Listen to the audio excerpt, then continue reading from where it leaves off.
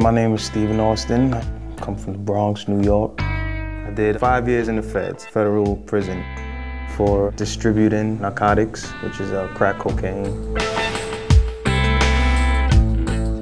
First 2 months I was in the feds, I got into a riot, a racial riot with Dominican guys, and it was us black guys against the Dominicans. We were outnumbered, but we had all the weapons. It was like a bloodbath, and from that point on, I knew that it was serious, it was for real. In prison, we have the term in the States, kill or be killed.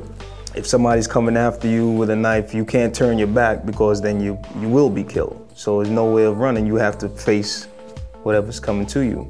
And that's the best way to handle situations in that environment.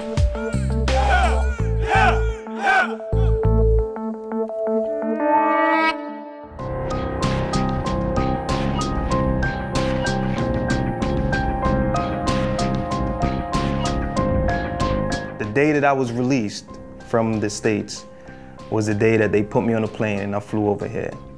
I came here with nothing but a sack with legal work. I had nothing at all. Just my legal work and a pair of underwears to change. That was it, and the clothes I had on. So, you know, living the life that I lived all them years, spending big, I had 3 cars, my own house. Yeah, I was living life, I was comfortable. Got in contact with a pastor that lives in Amsterdam. He put me in touch with the Moria Foundation.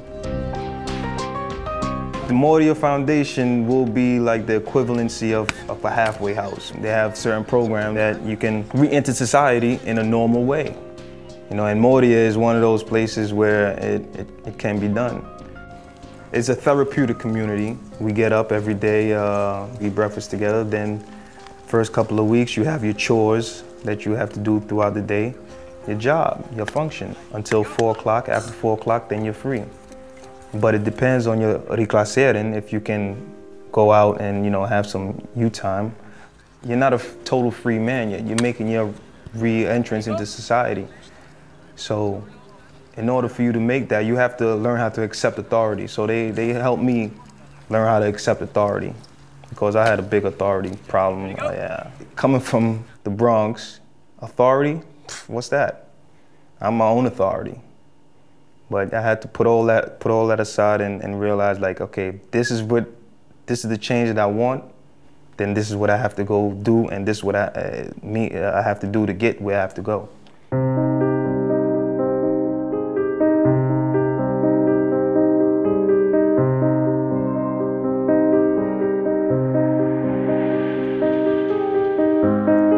Here's my son.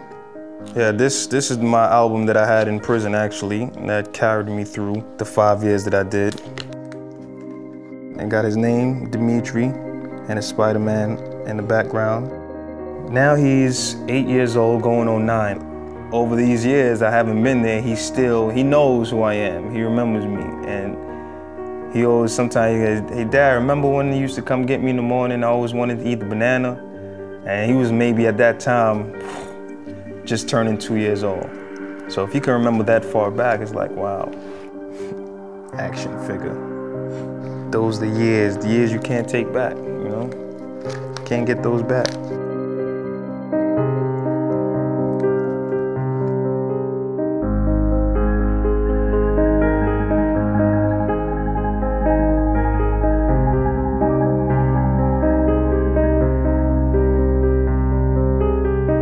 Chess is pretty much considered as the game of life, because the same rules that apply on this board is the same rules a lot of people apply to real life situations, whether it's in the office, drug game, whatever you're doing, these rules apply, because in chess you have to make sacrifices, and certain sacrifices can turn out to be great sacrifices.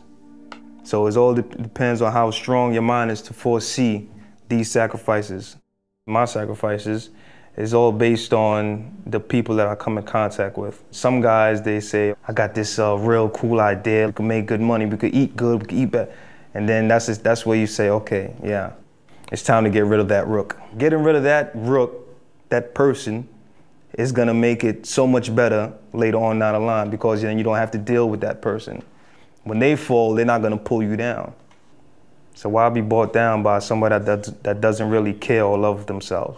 You have to love yourself in order to want better for yourself.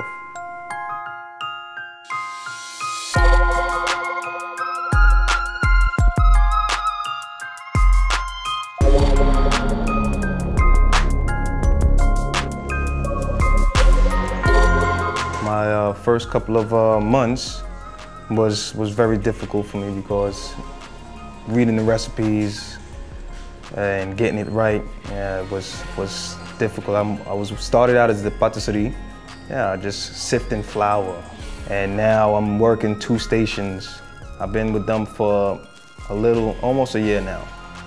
Just to be reintegrated into society, to be accepted, it's an awesome feeling, because now I don't have to worry about anybody. I don't have to worry about the cops pulling me over or stopping me, and I'm having illegal things on me.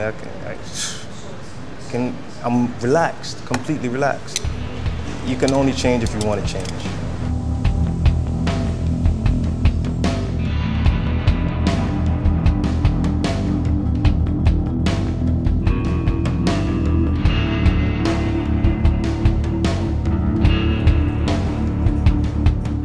By January, hopefully, I'll be back here by Entre, and I'll be a well-rounded cook, and from there, just take it to the top.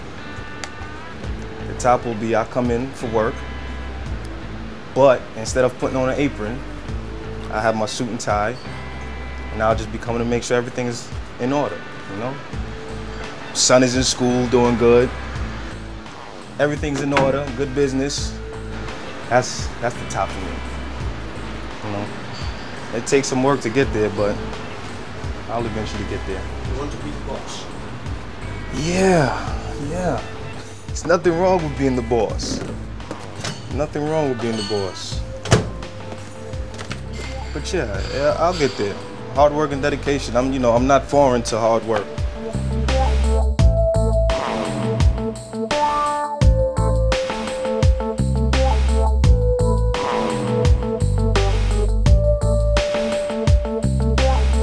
When I put in the request to get the apartment, I specifically told them that I wanted a 2-bedroom apartment. Yeah, for the reason that eventually I want to have my son over here, experiencing what Holland has to offer, because it's 10 times better than him growing up in the States. If I accomplished all that I accomplished in 1 year, I'm in my own place. A year ago, I came with a sack full of paperwork and 1 pair of underwears, and now I have my own place, a job. So it depends on how bad you want it, that's all. And my challenge was learning the language. And the Netherlands is heel moeilijk. So if I can do this in 1 year, I think anybody else can do it. You have to really want it though.